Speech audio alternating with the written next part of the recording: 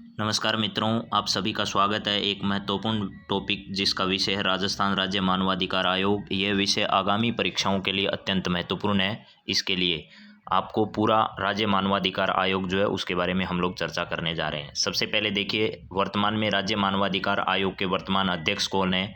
90% chance यहाँ से सवाल आने के हैं, वो है गोपाल कृष्ण व्यास साहब। और यह पूर्ववर्ती 2 परीक्षाओं में सवाल आ चुका है, तो आप लोग देख सकते हैं जोधपुर के रहने वाले हैं गोपाल कृष्ण व्यास साहब, और इनको क्या बनाया गया है, इस आयोग का अध्यक्ष बनाया गया है। तो यह बात आपके लिए बहुत ही महत्वपूर्ण है और आगामी परीक्षाओं में इस पर आपसे सवाल भी आवश्यक तौर पर पूछे जा सकते हैं। तो इसको लेकर आप ध्यान रखिएगा कि आगामी परीक्षाओं में हमसे अगर इस तरीके के सवाल पूछे जाते हैं तो पहला तो आपको अध्यक्ष का नाम पता होना चाहिए कि अध्यक्ष कौन है। तो अध्यक्ष का नाम है गोपाल कृष्ण व्यास साहब। अब इसके बारे में मैं पूरी डिटेल आपको बताने जा रहा हूं। और आगामी जितनी भी भर्ती परीक्षाएं राजस्थान में आयोजित होने, चाहे वो आपके राजस्थान पुलिस का एग्जाम हो, चाहे वो वीडियो मेंस का एग्जाम हो, चाहे इसके अलावा फर्स्ट ग्रेड हो, सेकंड ग्रेड की भर्ती हो, थर्ड ग्रेड की भर्ती हो, कोई भी भर्ती परीक्षा हो उसके लिए अत्यंत महत्वपूर्ण है। तो सभी लोग इस वीडियो को देख सकते हैं। तो चलिए शुरुआत करते हैं बिना किसी देरी के। यहाँ पर हमारे सामने पहला पॉइंट जो है वो मित्रों क्या है। सबसे पहले देखिए, 1993 के मानव अधिकार संरक्षण अधिनियम के तहत प्रत्येक राज्य के लिए राज्य मानवाधिकार आयोग का प्रावधान किया गया था। 1993 के मानव अधिकार अधिनियम में राज्य मानवाधिकार आयोग के संगठन, कार्य तथा शक्तियों का उल्लेख इसमें किया गया था। तो इसका मतलब ये एक बात आपको कन्फर्म होनी चाहिए कि यह एक अधिनियम के तहत स्थापित संस्था है। इसके लिए यह क्या है, एक सांविधिक या वैधानिक संस्था है। सांविधिक या क्या है, वैधानिक। अभी मैं आगे लिख देता हूं इसको, सांविधिक या वैधानिक संस्था है। मानव अधिकार संरक्षण अधिनियम 1993 के अनुसार राज्य मानवाधिकार आयोग में एक अध्यक्ष के अलावा 2 सदस्य होते हैं। पहले हालांकि इस प्रकार का मामला था कि एक अध्यक्ष और 3 सदस्य थे, जिसमें एक महिला होनी जरूरी थी, 4 सदस्य होते थे। लेकिन अब ध्यान रखना, 1+2 का ही मामला हमारे यहाँ है। लेकिन वर्तमान में है एक अध्यक्ष है और एक सदस्य ही बनाया हुआ है राजस्थान में। तो एक बात जो मैं महत्वपूर्ण यहाँ आपको लिख कर देना चाह रहा हूँ वो ये है कि यह एक क्या है, सांविधिक संस्था है। पहली बात तो क्या ध्यान रखना है, यह एक सांविधिक संस्था है। यह आपका महत्वपूर्ण विषय है, क्योंकि सांविधिक संस्था आपको जानना बहुत जरूरी है। ये परीक्षाओं में अक्सर सवाल आ ही जाता है। तो यहाँ पर है सांविधिक संस्था है, यह एक क्या है, सांविधिक संस्था है। पहली बात तो ये ध्यान रखना, ठीक है। दूसरा, सांविधिक अगर शब्द नहीं आए तो ध्यान रखना वैधानिक संस्था है। क्या है, एक वैधानिक संस्था है। ये भी आपको मिल सकता है ऑप्शन में। सांविधिक और वैधानिक दोनों मिले तो दोनों सही है, और अगर इनमें से कोई एक मिले तो एक भी आपको उसमें से, दोनों में से राइट कर देना है। तो ये बात बहुत इंपॉर्टेंट है, इसको मैं 3 स्टार कर देता हूँ। यहाँ आपकी परीक्षा की दृष्टि से यह भी सवाल बहुत बार परीक्षा में आया। अभी अभी ताज़ा जो एग्जाम हुआ आरएस का, उसमें भी इस तरीके का सवाल बना था। चलिए आगे बात करते हैं। अगला पॉइंट हमारा क्या है, योग्यता इसके लिए क्या होगी। 1993 के मूल अधिनियम में यह प्रावधान था कि किसी उच्च न्यायालय में मुख्य न्यायाधीश रहे व्यक्ति को उसके अध्यक्ष पद पर नियुक्त किया जाएगा। यानी कोई भी व्यक्ति जो मुख्य न्यायाधीश रह चुका है न्यायालय में, उसको ही इसके अध्यक्ष पद पर नियुक्त किया जाएगा। लेकिन वर्तमान में स्थितियां जो है वो बदल चुकी है मेरे मित्रों। 2019 में इसमें संशोधन करने के बाद अब ऐसे व्यक्ति को भी अध्यक्ष के पद पर नियुक्त किया जा सकता है जो किसी उच्च न्यायालय में न्यायाधीश भी अगर रह चुका है तो भी उस व्यक्ति को अध्यक्ष बनाया जा सकता है। तो चलिए और बातें करते हैं। एक सदस्य ऐसे व्यक्ति को बनाया जाता है जो किसी उच्च न्यायालय में न्यायाधीश हो या न्यायाधीश रह चुका हो, अथवा कम से कम 7 वर्षों से जिला न्यायाधीश रह चुका हो। ऐसे व्यक्ति को भी अब क्या बनाया जा सकता है, सदस्य। तो सदस्य क्या होगा, ऐसा व्यक्ति जो किसी भी उच्च न्यायालय में न्यायाधीश रह चुका हो, या तो क्या रह चुका हो, न्यायाधीश भी रह चुका है, तो भी उसे क्या किया जा सकता है, सदस्य बनाया जा सकता है। या फिर क्या हो, कम से कम 7 वर्षों से जिला जो न्यायालय है वहां पर न्यायाधीश रह चुका हो। एक सदस्य ऐसा व्यक्ति होगा जिसको मानव अधिकारों का क्या हो, व्यवहारिक ज्ञान हो। यानी एक अध्यक्ष होगा प्लस 2 सदस्य होंगे। 2 सदस्यों में से क्या होना चाहिए, एक सदस्य ऐसा होना चाहिए जो कि एक न्यायालय में न्यायाधीश रह चुका हो, उच्च न्यायालय में, या फिर कम से कम उसे 7 वर्षों से जिला न्यायाधीश के बतौर उसे अनुभव होना चाहिए। और एक व्यक्ति इन 2 में से ऐसा हो जो मानव अधिकारों का ज्ञान रखता हो। और देखिए मित्रों, इसके संबंध में जानकारी क्या है, नियुक्ति कैसे की जाएगी। तो कॉलेजियम की अनुशंसा पर राज्यपाल द्वारा इसकी नियुक्ति की जाएगी। अब इसके कॉलेजियम में कौन कौन शामिल होते हैं, ये बहुत ही शानदार वाला सवाल है मेरे मित्रों। अगर पेपर आपका हार्ड आता है तो इस तरीके के सवाल बहुत अच्छे ढंग से पूछे जाते हैं। पहला है अध्यक्ष मुख्यमंत्री, मंत्री होगा इस कॉलेजियम का। इसके बाद इसमें विधानसभा अध्यक्ष शामिल होगा, विधानसभा में विपक्ष का नेता शामिल होगा, राज्य का गृह मंत्री शामिल होगा और विधान परिषद के सभापति शामिल होगा और विधान परिषद के विपक्ष के नेता शामिल होंगे। देखिए, आपकी विधानसभा और विधान परिषद अगर कहीं दोनों है तो दोनों के एक तो इसका जो अध्यक्ष है वो और एक इसका विपक्ष का नेता, एक इधर अध्यक्ष है वो और विपक्ष का नेता। इसके अलावा एक होगा आपका राज्य का गृह मंत्री, एक होगा राज्य का मुख्यमंत्री। मुख्यमंत्री इस कॉलेजियम का अध्यक्ष होगा। ये बहुत अच्छे से याद रखना मेरे मित्रों। अगर किसी राज्य में विधान परिषद नहीं है तो ध्यान रखना उस राज्य की विधान परिषद वाला नियम लागू नहीं होगा। जैसे राजस्थान में विधान परिषद नहीं होने के कारण उसके सभापति और विपक्ष के नेता का प्रावधान राजस्थान में लागू नहीं है। ये वाले दोनों नियम उस राज्य में लागू होंगे जिसमें विधान परिषद होगी, राजस्थान में नहीं है तो नहीं होगा। राजस्थान के तो गृह मंत्री और मुख्यमंत्री भी एक ही है, इसका मतलब राजस्थान में ये वाला व्यक्ति एक ही है। इसके अलावा राजस्थान में 3 ही व्यक्ति हुए, मुख्यमंत्री, गृह मंत्री एक ही व्यक्ति है, विधानसभा अध्यक्ष और विपक्ष के नेता। तो टोटल मिलाकर राजस्थान में इस कॉलेजियम में 3 व्यक्ति हैं जो इसके लिए अनुशंसा करते हैं, सदस्य और अध्यक्ष के लिए।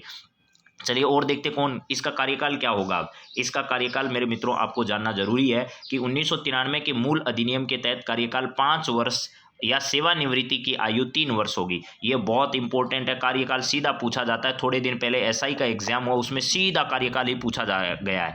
वर्ष 2019 में किए गए संशोधन के तहत कार्यकाल 3 वर्ष कर दिया गया, यानी आज की तारीख में अगर आपसे कोई कार्यकाल पूछे तो 3 वर्ष का कार्यकाल है। कोई पदाधिकारी पुनर्नियुक्त नहीं हो सकता, लेकिन सदस्य को अध्यक्ष बनाया जा सकता है। ऐसी परिस्थितियों में उसे पुनः 3 वर्ष का कार्यकाल क्या करना होगा, पूरा करना होगा। यानी अगर कोई व्यक्ति है वो सदस्य है और उसको अध्यक्ष बना दिया है तो वो अपने अध्यक्ष के बतौर 3 वर्ष का कार्यकाल क्या करेगा, पूरा करेगा। चलिए आगे बात करते हैं और क्या इंपॉर्टेंट बात है, हटाए कैसे जाएंगे। तो अक्षमता और कदाचार का अगर उन पर आरोप लगता है तो राष्ट्रपति न्यायालय द्वारा जांच करके उन्हें हटा सकते हैं। यानी हटाने का काम राष्ट्रपति का है और अपॉइंटमेंट का काम राज्यपाल का है। शपथ राज्यपाल दिलाते हैं और अगर ये त्याग पत्र देते हैं तो भी अध्यक्ष या सदस्य राज्यपाल को अपना त्याग पत्र सौंपते हैं। ये ध्यान रखिएगा मेरे मित्रों। कांता भटनागर जो है वो आयोग की पहली अध्यक्ष थी और महिला अध्यक्ष भी पहली थी, कांता भटनागर। इसके बाद सैयद सागिर इसके दूसरे अध्यक्ष रहे। इसके बाद नगेंद्र कुमार जैन जो है प्रकाश टाटिया अध्यक्ष बने, यानी इसके बाद क्रम से नगेंद्र जैन जो है वो 3रे नंबर पर और प्रकाश टाटिया जो है वो 4थे नंबर। तो पर पहले नंबर पर कौन है, कांता भटनागर। 2 नंबर कौन है, सैयद सागिर। 3रे नंबर पर कौन है, नगेंद्र कुमार जैन। और 4थे नंबर पर है प्रकाश टाटिया। इसके बाद 5वें अध्यक्ष जो हैं वो जनवरी 2021 में गोपाल कृष्ण व्यास को इसका अध्यक्ष की जो जिम्मेदारी है वो दी गई थी मेरे मित्रों। चलिए और देखते हैं इंपॉर्टेंट बात क्या है इसके संदर्भ में। 18 जनवरी 1999 को आयोग की स्थापना के संदर्भ में अधिसूचना जारी की गई थी। ये किस नहीं है, ये काट देना। ये यानी अधिसूचना कब जारी हुई, तो 18 जनवरी 1999 को हमारे यहाँ राजस्थान में इस आयोग की स्थापना को लेकर के अधिसूचना जारी की गई। डेट बहुत इंपॉर्टेंट है, कई बार सीधी डेट अधिसूचना की पूछी जाती है। बल्कि इसकी स्थापना मार्च 2000 में की गई थी। आयोग की राजस्थान में स्थापना 1993 के मूल अधिनियम के अनुसार एक अध्यक्ष के साथ 4 सदस्य होते थे। 2006 में इसमें संशोधन और किया गया, उसके तहत बाद में एक अध्यक्ष और 2 सदस्य ही कर दिए गए। मानव अधिकार संदेश जो है वो इस आयोग की एक पत्रिका है, ये जरूर ध्यान रखना। मानव अधिकार संदेश नाम से पत्रिका जो है वो राजस्थान मानव अधिकार आयोग के द्वारा क्या की जाती है, प्रकाशित की जाती है। बहुत इंपॉर्टेंट बातें आपको बता रहा हूं मित्रों। देखिए मैंने जो अपनी तरफ से जानकारी थी वो सारी आपको बता दी, लेकिन अब वो जानकारियां जो राजस्थान मानवाधिकार आयोग जो है उसने अपनी वेबसाइट पर डाल रखी है वो भी आपको बता देता हूं, क्योंकि मैंने जितने भर्ती परीक्षाओं के पेपर देखे उनमें होम साइट जो है वहां पर जो लिखा है वही सही माना जाता है और वही सवाल परीक्षाओं में आते हैं। ये भी मैं आपके सामने रख देता हूँ। मानवाधिकार अधिनियम जो है 1993 में जो संसद द्वारा पारित एक अधिनियम है के अनुसार राष्ट्रीय स्तर पर राष्ट्रीय मानवाधिकार आयोग व राज्य स्तर पर राज्य मानवाधिकार आयोग को स्थापित करने की व्यवस्था है। राजस्थान राज्य मानवाधिकार आयोग देश के अग्रणी राज्य आयोगों में से एक है। इस आयोग के अल्पावधि में ही मानव अधिकारों के संरक्षण व उन्नयन को बढ़ावा देने के लिए अपने उद्देश्य में कई मील के पत्थर साबित किए हैं। अगर आपसे कोई पूछ ले कि इस आयोग का काम क्या है, तो काम यही है मुख्य तौर से अधिकारों का क्या करना, संरक्षण करना और उन्नयन करना। मानव अधिकारों का संरक्षण और उन्नयन ही इसका क्या है, मुख्य कार्य है। चलिए आगे पढ़ते हैं जरा क्या है। राजस्थान की राज्य सरकार ने दिनांक 18 जनवरी 1999 को अधिसूचना राजस्थान राज्य मानवाधिकार आयोग के गठन के संदर्भ में जारी की। ये डेट बहुत इंपॉर्टेंट है, यही सही मानी जाएगी। अगर परीक्षा में सवाल आता है तो आप इस बारे में निश्चिंत रहें और बहुत अच्छे से इसको तैयार करें। 18 जनवरी 1999 की डेट बहुत इंपॉर्टेंट है। इसके बाद है जिसमें मानव अधिकार संरक्षण अधिनियम 1993 के प्रावधान अनुसार एक पूर्णकालिक अध्यक्ष व 4 सदस्य रखे गए, लेकिन अब वर्तमान में 4 सदस्य नहीं है, ये ध्यान रखना। अध्यक्ष व 4 सदस्यों की नियुक्ति कर आयोग का गठन किया गया मार्च 2000 में गठन किया गया था से आयोग क्रियाशील हो गया तथा मानव अधिकार संरक्षण संशोधन अधिनियम 2006 के अनुसार राज्य मानवाधिकार आयोग में एक अध्यक्ष और 2 सदस्यों का प्रावधान है। यानी कि एक अध्यक्ष और 2 सदस्य होंगे, यह प्रावधान कब किया गया था? तो 2006 में इसमें संशोधन किया गया था। अगली बात जरा पढ़ते हैं क्या है। वर्तमान में आयोग के माननीय अध्यक्ष और माननीय एक सदस्य भी हैं, वो कौन है जरा देखो। गोपाल कृष्ण व्यास जी माननीय अध्यक्ष हैं और महेश गोयल साहब जो हैं वो इसके सदस्य हैं। राजस्थान राज्य मानवाधिकार आयोग का मुख्य उद्देश्य राज्य में मानव अधिकारों की रक्षा हेतु एक निगरानी संस्था के रूप में कार्य करना है। 1993 के अधिनियम के अंतर्गत धारा 2 में मानव अधिकारों को परिभाषित किया गया है और इन न्यायोचित अधिकारों को भारतीय कानून के तहत अदालती आदेश द्वारा लागू कराया जा सकता है। संयुक्त राष्ट्र के चार्टर 10 दिसंबर 1948 को मानव अधिकारों को परिभाषित कर सम्मिलित किया गया और जिन्हें सख्ती से लागू किया जाना है। ये बात इस अधिकारों के अधिनियम में चार्टर में कह रखी है। और भी बातें जरा पढ़ते हैं इसके बारे में क्या है। राज्य मानवाधिकार आयोग राज्य मानवाधिकार जो संरक्षण अधिनियम 1993 के अंतर्गत एक स्वशासी उच्चाधिकारी परामर्श मानव अधिकारों की निगरानी संस्था है। इसके स्वायत्त हेतु आयोग के अध्यक्ष व नियुक्ति की प्रक्रिया इस प्रकार रखी गई है जिससे उनके कार्य करने की स्वतंत्रता सुरक्षित रहे, साथ ही उनका कार्यकाल पूर्व में ही निश्चित कर दिया गया और अधिनियम की धारा 23 के अंतर्गत वैधानिक गारंटी प्रदान की गई है। अधिनियम की धारा 33 के अंतर्गत वित्तीय स्वायत्तता भी प्रदान की गई है। आयोग का उच्च स्तर आयोग के अध्यक्ष, सदस्य व अधिकारी गण के स्तर के परिलक्षित होता है। अन्य आयोगों से भिन्न आयोग के अध्यक्ष पद पर उच्च न्यायालय के मुख्य न्यायाधीश को ही नियुक्त किया जा सकता है। ऐसा पहले था लेकिन अब ये निश्चित नहीं है। अब अगर कोई भी न्यायाधीश भी रह चुका है तो वो भी इस पद पर एलिजिबल होगा।